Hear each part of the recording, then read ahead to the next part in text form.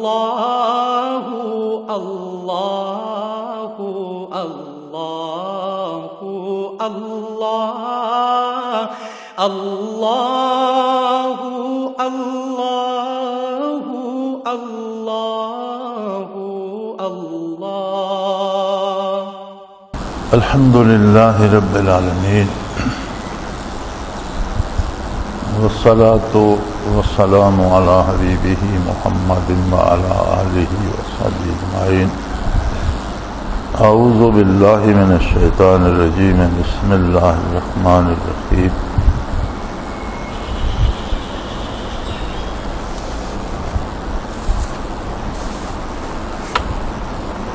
منازل تصوف میں کی ایک بہت بڑی عجیب بات یہ ہے کہ جس طرح آسمان زمین کو محیط ہے، اسی طرح عرش الہی آسمانوں کو محیط ہے، اسی طرح عالم امر عرش کو محیط ہے۔ مراقبات میں میں نے کل عرض کیا تھا کہ احدیہ تک رسائی عام بات نہیں ہے، بہت بڑی بات ہے کہ اتنی قوت روح میں آ جائے اور پھر اسے کوئی راستہ بھی مل جائے اور راہبر بھی مل جائے۔ روح کو اگر قوت پرواز ملتی ہے تو اسے کھینچ کر وہاں تک یا اس راستے پر لے جانا پڑتا ہے، اگر وہ سیدھی نہ جائے یا دائیں بائیں ہو جائے تو پھر اسی فضا میں گھومتی رہے گی۔ اسی طرح احدیت محیط ہے گردا گرد سے اور وسیع مقام ہے، تو وہاں بھی دو باتیں چاہیے، ایک تو مجاہدہ چاہیے، محنت چاہیے، اعمال میں اتباع شریعت چاہیے، غذا میں اکل حلال چاہیے، کلوا من الطیبات واعملوا صالحا، پاکیزہ چیزیں کھاؤ۔ حلال پر بھی ایک پابندی ہے کہ حلال کما کر لائیں تو اس میں ناپاک شامل نہ ہونے دیں، اسے ناپاک نہ ہونے دیں۔ کلوا من الطیبات، حلال بھی ہو پاکیزہ بھی ہو۔ تو ایک چیز حلال ہی نہ ہو تو وہ تو پاکیزہ نہیں ہو سکتی۔ بنیادی طور پر رزق حلال ہو اور پھر اسے ناپاکی سے بھی بچایا جائے، پاکیزہ ہو۔ وَاعْمَلُوا صالحا، اور اعمال صالح ہوں، نیک ہوں۔ یہ غذا حلال ہو، پاکیزہ ہو اور اعمال نیک ہوں، تو ان دو الفاظ نے انسانی زندگی کے پورے کردار کو سمو لیا۔ جتنے اعمال وہ کرتا ہے وہ سارے اس میں آ جاتے ہیں۔ حصول رزق کے ذرائع ہیں، جتنا عمل ہم کرتے ہیں، مزدوری کرتے ہیں، کام کاج کرتے ہیں، لین دین کرتے ہیں، معاملات کرتے ہیں، تو معاملات میں خرابی ہو تو نتیجہ رزق کی خرابی میں آتا ہے۔ اسی طرح علم غلم جہاں سے مل جائے، جس کا مال مل جائے کھا لیا جائے تو یہ درست نہیں۔ یعنی دو الفاظ اتنے جامع ہیں کہ زندگی کے سارے معمولات ان میں آ جاتے، تو یہی بنیاد بنتے ہیں روحانی ترقی کی۔ تو مجھے یاد ہے کہ 4-5 ساتھی ہوا کرتے تھے، ان میں وہاں کے مقامی ساتھی 2-3 جو تھے، ان کے ساتھ کچھ نہ کچھ معاملات دنیاوی ایسے تھے کہ کوئی نہ کوئی شور شرابہ، تاریخیں، عدالتیں چلتی رہتی تھیں۔ تو ایک شام ہم نے حضرت رحمۃ اللہ علیہ کے ساتھ مل کر ذکر کیا، اور ذکر کے بعد جب فارغ ہوئے تو حضرت فرمانے لگے کہ بے پناہ نحوست تھی، پتہ نہیں یہ کہاں سے آ گئی، اور بڑی تکلیف ہوئی اور بے مزہ ہوئے ذکر میں۔ تو خیر بات آئی گئی ہوگی، چونکہ مغرب پڑھ کے ذکر شروع ہوتا تھا اور ختم ہوا، دعا ہوئی تو عشاء کا وقت ہو چکا ہوتا تھا۔ حضرت نماز پڑھاتے اور اندر تشریف لے جاتے، تو وہ ساتھی رہ گئے تو ہنس رہے تھے، تو میں نے کہا کیوں ہنس رہے ہو؟ کہنے لگے یار آج ہم گئے ہوئے تھے عدالت میں، تاریخ تھی میاں والی، تو دن کو کھانا شانا ہوٹلوں سے کھایا اور بسوں میں سفر کیا، لوگوں سے گپ شپ لگائی،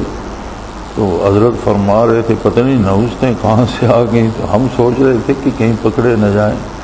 حضرت کو نہیں پتا ہم کہاں تھے۔ یعنی وہ جو معمولات ہم کرتے ہیں یا جو ملتے جلتے ہیں لوگوں سے یا کھاتے پیتے ہیں، تو اس کا اتنا اثر آتا ہے کہ وہ محسوس فرمایا حضرت نے بھی، اور اب انہیں تو نہیں پتا تھا کہ یہ لوگ کہاں تھے کہاں سے آئے، لیکن وہ اثرات محسوس کیے اور شکوہ بھی کیا کہ پتہ نہیں کہاں سے نحوست کہاں سے آ گئی ہے، بڑا تماشا بن گیا۔ تو ان دو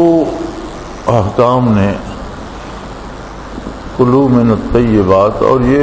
آیہ کریمہ ہے یا ایھا الرسل کلوا من الطیبات، یعنی حکم کی اہمیت واضح کرنے کے لیے انبیاء اور رسل کو خطاب کیا جاتا ہے، ورنہ انبیاء اور رسل تو معصوم ہوتے ہیں اور ہمیشہ اطاعت الہی کرتے ہیں، تو جو حکم انبیاء اور رسل کو دیا جاتا ہے اس کی اہمیت واضح ہوتی ہے کہ اس سے استثناء کسی کو نہیں۔ جب اللہ کے نبی اور رسول کو حکم دیا جا رہا ہے ایسا کرنے کا، تو دوسرا کون ہے جو ایسا نہ کرے اور پھر وہ کامیابی پا سکے؟ تو یہ عمل جو ہے اس کی بنیاد یقین پہ ہوتی ہے، عقیدے پہ ہوتی ہے۔ عقیدہ ایک یقین ہے عظمت الہی پر، توحید باری پر، رسالت نبوی پر، کتنا محکم یقین ہے، کتنا مستحکم یقین ہے، کتنی گہرائی ہے ہمارے یقین میں، اسی کو ایمان کہتے ہیں۔ اور ایمان ہی انسان کا سبب بنتا ہے عمل کا۔ تو عمل میں صلاحیت ہوگی، انسانی کردار کو دیکھا جائے تو جو بندہ جو عمل کرتا ہے اس کے پاس اس کا جواز ہوتا ہے۔ انسان کے اپنے اندر بھی ایک جج بیٹھا ہے اور وہ فیصلے کرتا رہتا ہے کہ یہ ٹھیک ہے، مجھے یہ کرنا ہے، لیکن دنیا میں جو کچھ ہو رہا ہے، بہت سے لوگ ایک کام کی مخالفت کرتے ہیں، لیکن ایک آدمی وہ کام کر رہا ہوتا ہے، حکمران ایک کام کر رہے ہوتے ہیں اور ساری رعیت اس کے خلاف چیخ رہی ہوتی ہے، لیکن اپنے طور پر وہ سمجھتے ہیں کہ جو ہم کر رہے ہیں یہ صحیح ہے اور جو احتجاج ہو رہا ہے یہ غلط ہے۔ ہر آدمی اسی طرح دنیا میں اب امریکہ کے خلاف ساری دنیا چلا رہی ہے، لیکن وہ یہ سمجھتا ہے جو میں کر رہا ہوں یہ صحیح ہے، جو لوگ شور کر رہے ہیں یہ غلط ہے۔ تو ہر آدمی جو کر رہا ہوتا ہے وہ اپنی طرف سے اسے درست قرار دے کر رہا ہوتا ہے۔ تو اس طرح تو صلاحیت کا معیار مقرر نہیں ہو سکتا۔ ہر آدمی کی رائے پہ اگر رکھا جائے تو صلاحیت کا معیار ہے محمد الرسول اللہ صلی اللہ علیہ وآلہ وسلم کی ذات کریم۔ آپ نے جو کیا، جو کرنے کا حکم دیا، جس چیز کو پسند فرمایا وہ صالح ہے، جس سے آپ صلی اللہ علیہ وسلم نے روک دیا یا جس چیز کو، جس کام کو ناپسند فرمایا وہ غیر صالح ہے۔ عند اللہ صلاحیت کا معیار آپ صلی اللہ علیہ وسلم کی ذات ہے، میری اور آپ کی پسند نہیں ہے، حکمرانوں کی یا عوام کی پسند نہیں ہے، کسی بڑے یا چھوٹے کی پسند کی بات نہیں ہے، معیار ہے نبی کریم صلی اللہ علیہ وسلم کا ارشاد عالی اور آپ کی پسند۔ تو اس طرح سے گویا ہمارے روزمرہ کے دن بھر کے معمولات اور اس سے حاصل ہونے والا رزق اور پھر رزق کو استعمال کرنے کا صحیح طریقہ کہ وہ ناپاک نہ ہو۔ حضرت رحمۃ اللہ تعالی فرمایا کرتے تھے کہ لنگر مخدوم جاتے ہوئے ایک گاؤں راستے میں آتا ہے۔ وہ زمانہ اتنی ٹرانسپورٹ کا نہیں تھا بلکہ بہت کم ٹرانسپورٹ ہوتی تھی، تو جب ہم حاضر ہوتے تھے تو اس وقت بھی وہاں تک کوئی ٹرانسپورٹ کا انتظام نہیں ہوتا تھا، تو 5-4 میل جو درمیان 6 میل فاصلہ ہے وہ پیدل جایا کرتے تھے حضرت رحمۃ اللہ علیہ کے ساتھ۔ تو ایک گاؤں راستے میں پڑتا ہے، تو فرماتے ہیں ایک دفعہ پہنچتے پہنچتے دیر ہو گئی اور میں اس گاؤں میں پہنچا تو مغرب کی اذان ہو رہی تھی، مسجد میں چلا گیا، نماز پڑھی۔ تو اس زمانے میں دیہات میں لوگ خیال رکھتے تھے اگر کوئی اجنبی مسجد میں مغرب کی نماز میں مل جاتا تو سمجھ لیتے تھے کہ کوئی اجنبی ہے، اسے ٹھہرنا ہوگا، اس کے کھانے کا اہتمام کیا جاتا تھا۔ کسی گھر سے کھانا آ گیا، اس نے رات مسجد میں بسر کر دی۔ تو فرماتے تھے کہ جب وہ نماز سے فارغ ہوئے تو مجھ سے پوچھا آپ کو کہاں جانا ہے، کیسے آئے؟ تو میں نے بتایا مجھے لنگر مخدوم جانا ہے۔ تو انہوں نے کہا اندھیرے میں آپ کہاں جائیں گے، صبح نماز کے بعد چلے جائیے گا تو آپ کے کھانے کا اہتمام کرتے ہیں، آپ کھانا کھا لیجئے، یہیں مسجد میں آرام کیجئے اور فجر کے بعد چلے جائیے گا۔ تو آپ فرماتے تھے میں نے کہا ابھی میں کھانا تو کھا لوں گا لیکن میں تو نمازی عورت کے ہاتھ کا پکا ہوا کھانا کھاتا ہوں، اور بے نماز جو ہے یا تارک صلاۃ یا اس کے ہاتھ کا کھانا میں تو نہیں کھاتا۔ تو ایک نیا سوال کھڑا ہو گیا کہ کس گھر سے کھانا لایا جائے جس کی بیوی نمازی ہو۔ تو حضرت فرمایا کرتے تھے کہ وہ سوچ کر اور پوچھ کر تھک گئے، اور پورے گاؤں میں ایک خاتون بھی ایسی نہیں تھی جو نمازی ہو اور اس کے ہاتھ کا کھانا۔ تو ایک نئی صورتحال بن گئی۔ تو انہوں نے کہا جی ہم نے تو بہت تلاش کیا اور بہت پوچھا لیکن ہمارے گاؤں میں تو کوئی خاتون ایسی نہیں جو نمازی ہو۔ تو پھر وہ فیصلہ یہ ہوا کہ آپ کے لیے دودھ لے آتے ہیں، اس میں تو کوئی ہاتھ نہیں ڈالتا، تو آپ دودھ تو فرماتے تھے کہ وہ جو انہوں نے دودھ دیا وہ میں نے پی کر رات بسر کی۔ تو کھانے میں بہت سی باتیں جب کہا جائے کلو من الطیبات پاکیزہ کھاؤ تو آمدن حلال بھی ہو، اس میں آگے بہت سی چیزیں آ جاتی ہیں کہ پاکیزگی بھی اس کی برقرار رہے، جو چیزیں اس میں ملائی جائیں وہ پاک ہوں، جو ہاتھ اس میں ڈالے جائیں وہ پاک ہوں، نمازی ہوں، پاکیزہ ہوں۔ تو گویا ان دو الفاظ نے ایک پورے معاشرے کی ایک تصویر کھینچ دی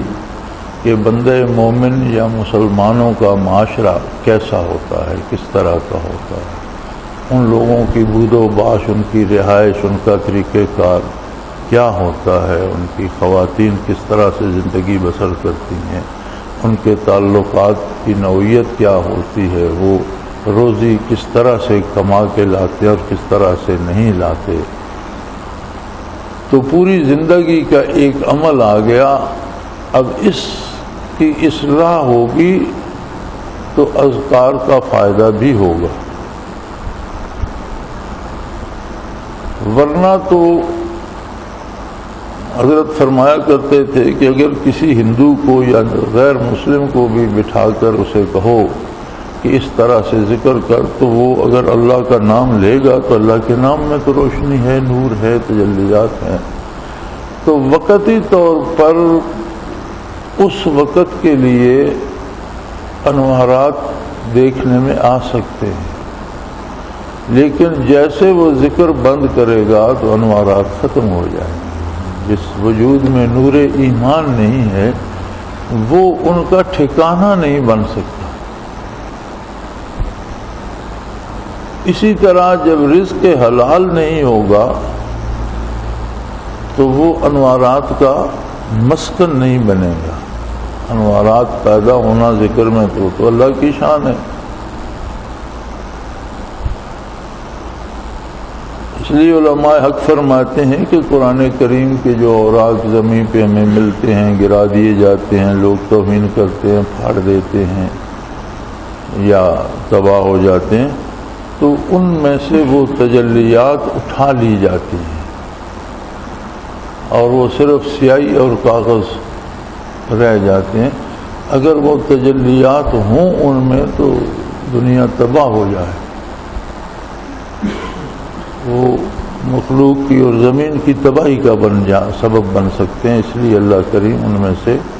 انوارات اٹھا لیتے ہیں اور صرف سیاہی اور حروف اور کاغذ رہ جاتا ہے۔ تو عمل کی اصلاح نہ ہو، رزق حلال نہ ہو، پھر تو ساری محنت ایک طرح سے مشقت بن جاتی ہے کہ بندہ کرتا رہتا ہے، جب چھوڑ دیا بس کیا تو ختم ہو گیا۔ وجود کو انوارات کا مسکن بننا چاہیے، نس نس میں انوارات بس جائیں، وجود کے ذرے ذرے میں وہ نورانیت جو ذکر الہی کی ہے وہ اپنا گھر بنا لے۔ اس کے لیے اس ذرے ذرے کا حلال اور پاک ہونا شرط ہے۔ اس لیے نبی کریم صلی اللہ علیہ وآلہ وسلم نے فرمایا کہ کسی شخص کا گوشت جو ناپاک یا حرام رزق سے بنتا ہے، نبت من السحت، سوت حرام کی ایک قسم ہے اور عموماً استعمال ہوتا ہے لغوی طور پر۔ یہاں تو سارے حرام کو اس میں شامل فرمایا گیا ہے۔ لغوی طور پر سحت کا لفظ استعمال ہوتا ہے کہ آدمی جس کام کی اجرت لے رہا ہے، تنخواہ لے رہا ہے، وہ کام کرنے کے بھی کسی سے پیسے لے، اسے سحت کہا جاتا ہے۔ جیسے ہمارے ہاں دفتری لوگ رشوت لیتے ہیں، کام کر دیتے ہیں، حالانکہ کام کرنے ہی کی وہ تنخواہ لے رہے ہوتے ہیں۔ اب جو جس جگہ بیٹھا ہے وہاں اسی دفتر میں وہ کام کرنے کی تنخواہ لے رہا ہے، لیکن مزید کوئی آدمی آ جائے، کسی کا کام ہو تو اس سے پیسے لے کر اس کا کام کرتا ہے، تو اسے سحت کہا جاتا ہے۔ یعنی ناروا آمدنی، ناجائز آمدنی، ظلم سے لیے گئے پیسے، زیادتی سے لیے گئے پیسے، کسی کی مجبوری سے ناجائز طور پر اس کا مال لیا گیا۔ تو یہاں ارشاد نبوی میں یہ ہر طرح کے حرام کو محیط ہے، اور فرمایا کہ بدن کا وہ حصہ جو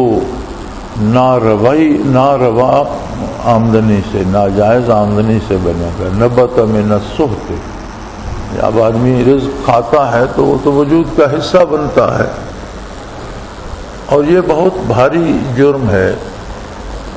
کفر و شرک بہت بڑا جرم ہے، ان الشرک لظلم عظیم، بہت بڑا ظلم ہے، بہت بڑی ناروا بات ہے۔ لیکن شرک بھی طاری ہوتا ہے، ساری نہیں ہوتا، وجود پہ چھا جاتا ہے، وجود کے ذرے ذرے پہ چھا جاتا ہے، لیکن وہ طاری ہوتا ہے۔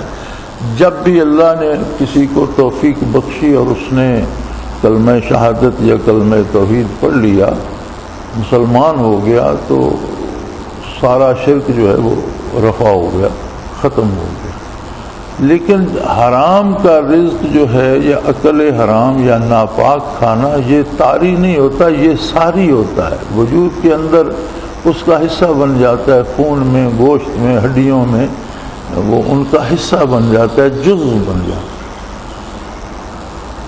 تو اگر کوئی ایسا گوشت لے کر میدان حشر میں پہنچا اور اس کی نجات بھی ہو گئی، تو حضور فرماتے ہیں کہ وہ گوشت جنت میں نہیں جائے گا، النار اولی بہ، اس کا مقام جہنم کی آگ ہی ہے، اسے جہنم میں رہ کر جل کر وہ گوشت اس کا جلایا جائے گا، اور پھر اللہ کریم اسے نیا گوشت، نیا وجود دیں گے جنت میں جانے کے لیے۔ اسی طرح ایک حدیث شریف میں ملتا ہے کہ ایک شخص بڑے دور دراز سے آتا ہے بیت اللہ شریف میں، اور اس کے سفر کی گرد پڑی ہوئی ہے، کپڑے گردآلود ہیں، بال پریشان ہیں، اور بڑے درد سے وہ پکارتا ہے لبیک اللہم لبیک، تو حضور فرماتے ہیں کہ اس لبیک کا جواب نہیں آتا، اللہ کریم قبول نہیں فرماتے۔ تو اس کی کہ رسول اللہ اتنا سفر کرتا ہے اور اتنے درد سے پکارتا ہے تو اللہ کریم کیوں قبول نہیں فرماتے؟ فرمایا اس لیے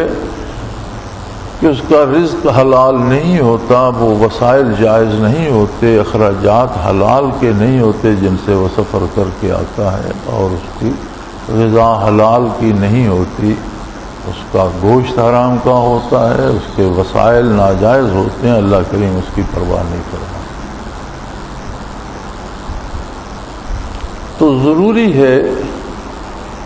کہ آدمی یہ نہ سمجھے کہ میں اب اللہ اللہ کرتا ہوں تو میں بہت پارسا ہو گیا ہوں، بلکہ پارسائی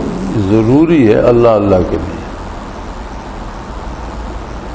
پارسائی اختیار کرنا، پارسائی کیا ہے؟ اتباع رسالت پناہی ہے، نبی کریم صلی اللہ علیہ وسلم کا اتباع ہے، شریعت پر عمل ہے، اپنے جائز حقوق حاصل کرنا اور دوسروں کے حقوق ادا کرنا، معاشرے میں امن سکون اور آبرو کا بحال کرنا، اور اپنے حقوق تو بندہ معاف بھی کر سکتا ہے، اللہ نے اسے اختیار دیا ہے، لیکن دوسروں کے حقوق اس کے اختیار میں نہیں ہے، انہیں ادا کرنے کی پوری کوشش کرنا۔ تو بنیادی طور پر ہر صوفی کو یہ ضروری ہوتا ہے کہ بنیادی طور پر اپنے ہر کام میں وہ اپنی پوری کوشش اتباع شریعت کے لیے کرے، اور اس کے بعد جب اسے ذکر نصیب ہوتا ہے اور توجہ نصیب ہوتی ہے تو روح میں قوت پرواز پیدا ہوتی ہے۔ تو میں یہ کرنا چاہتا تھا کہ روح اگر مقام اہدیت پر پہنچ بھی گئی تو وہ محتاج ہے دو باتوں سے۔ ایک تو کوئی اسے راستہ دکھائے کہ اس دائرے کو عبور کرنے کا راستہ یوں ہے۔ اب سیدھا راستہ تو اسے اگر وہ سیدھا اوپر جاتا ہے تو وہ اسے طے کر لے گا، لیکن وہ کوئی سیدھا لے جانے والا ہو،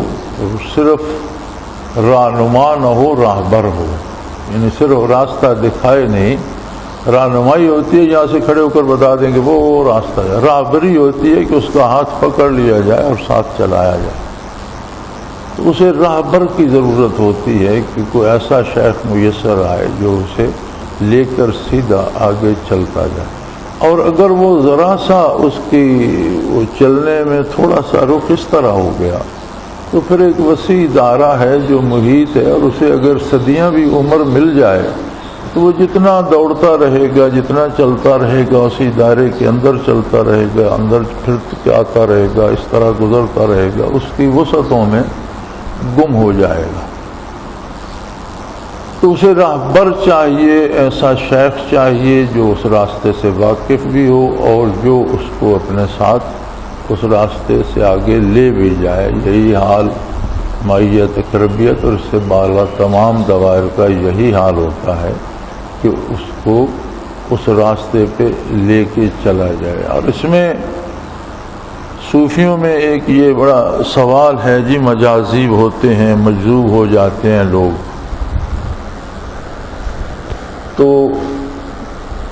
کچھ لوگ تو جو پیدائشی پاگل ہوتے ہیں یا کسی مرض سے پاگل ہو جاتے ہیں انہیں مجذوب سمجھ لیا جاتا ہے، یہ درست نہیں ہے، ہر پاگل مجذوب نہیں ہوتا۔ جذب وارد ہوتا ہے ان لوگوں پر جو ان برکات اور کیفیات کے حامل ہوتے ہیں، اور بڑی بڑی ہستیوں پر بھی کوئی لمحہ جذب کا آ جاتا ہے۔ نبی ایک ایسی ہستی ہوتی ہے جس پر جذب کبھی نہیں آتا، کیونکہ جذب میں تو حواس نہیں رہتے، اور اگر نبی پر جذب آ جائے تو پوری امت کو گمراہ ہونے کا خطرہ ہوتا ہے کہ جذب میں نہ جانے وہ کیا فرما دے، وہ صحیح نہ ہو، اس لیے نبی پر کبھی جذب نہیں آتا۔ لہذا مجذوب ہونا کمال نہیں ہے بلکہ عدم کمال کی دلیل ہے. اور کچھ لوگ مستقل مجذوب ہو جاتے ہیں اور کچھ حضرات پر وقتی طور پر جذب آ جاتا ہے. اور امت مرحومہ میں ایک ہستی ہیں ابو بکر صدیق رضی اللہ تعالی عنہ جن پر کبھی جذب وارد نہ ہوا، ورنہ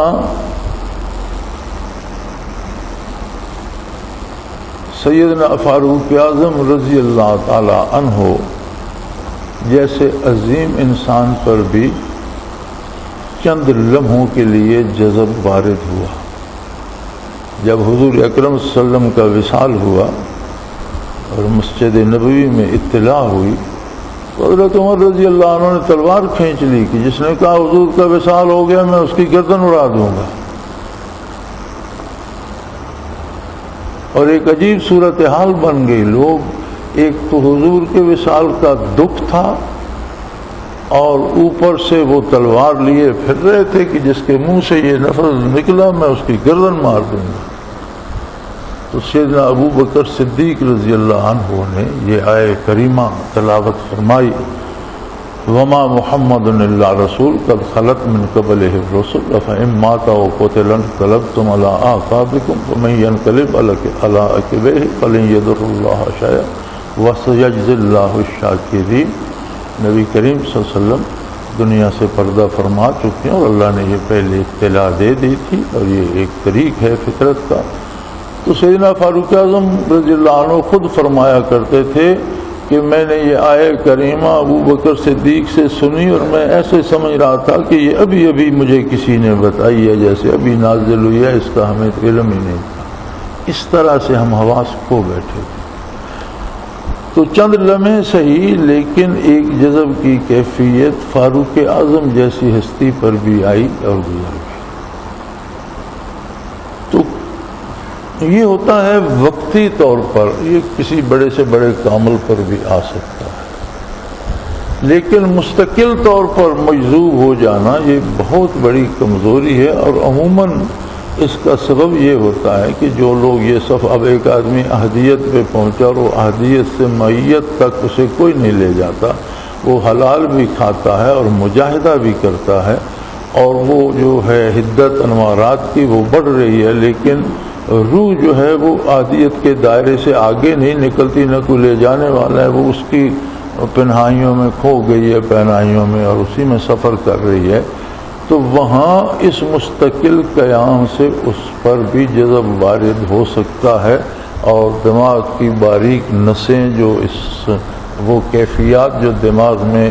چیزوں کو محسوس کرنے کا کام کرتی ہیں وہ جواب دے جاتی ہیں اور بظاہر بھی جسمانی طور پر بھی وہ پاگل ہو جاتا ہے اور اسے شعور نہیں رہتا اور حسی طور پر. تو مجذوب جو ہوتا ہے وہ ضروری ہے کہ یہ راستہ چلتے ہوئے مجذوب. حضرت رحمۃ اللہ تعالی علیہ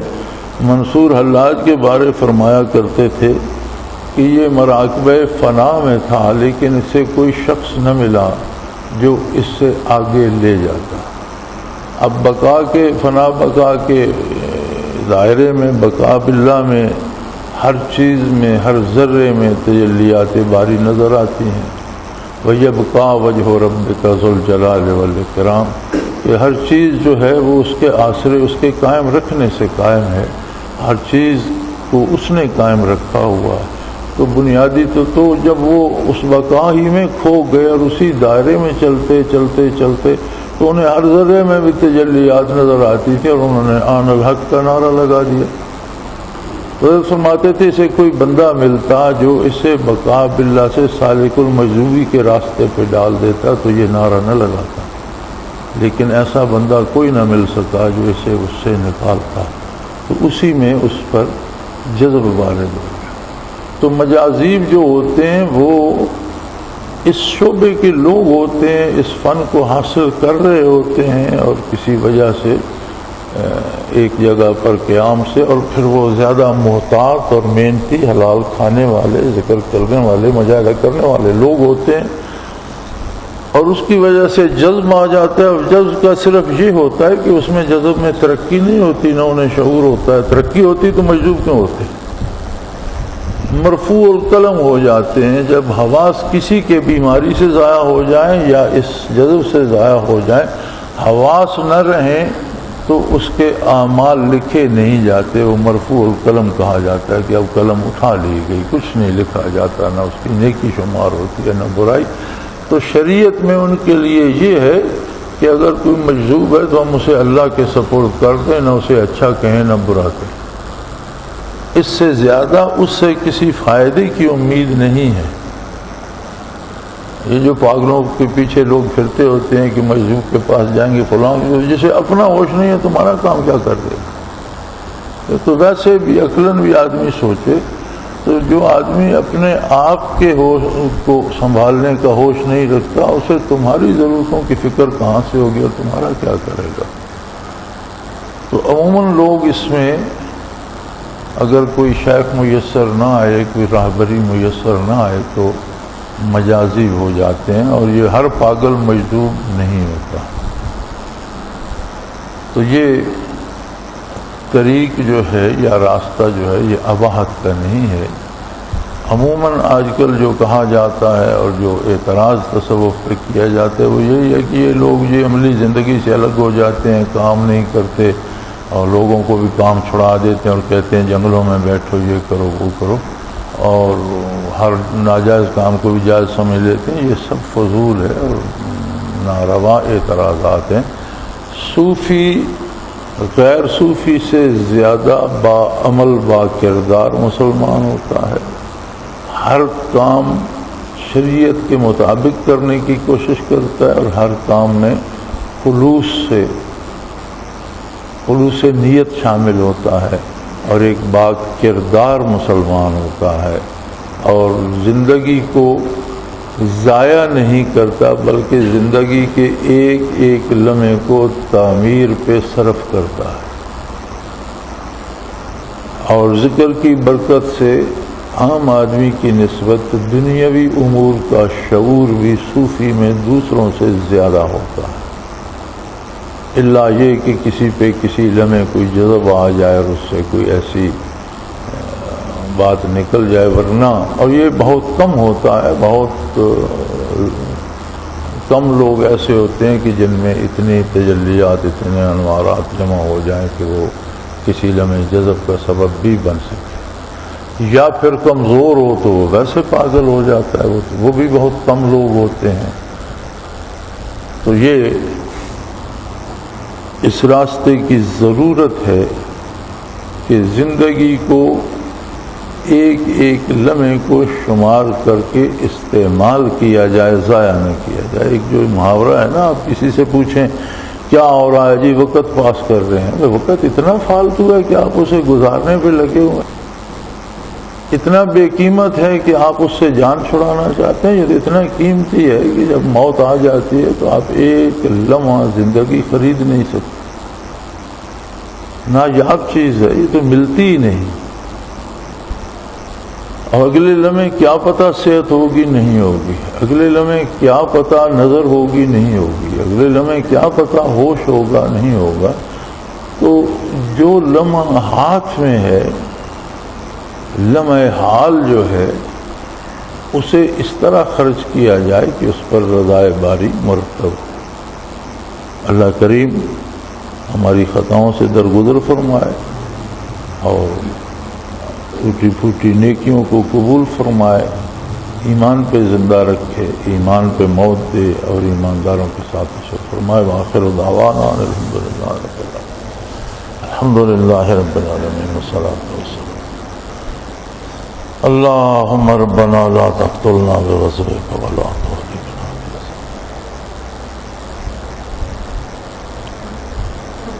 انت ولینا فی سخطنا،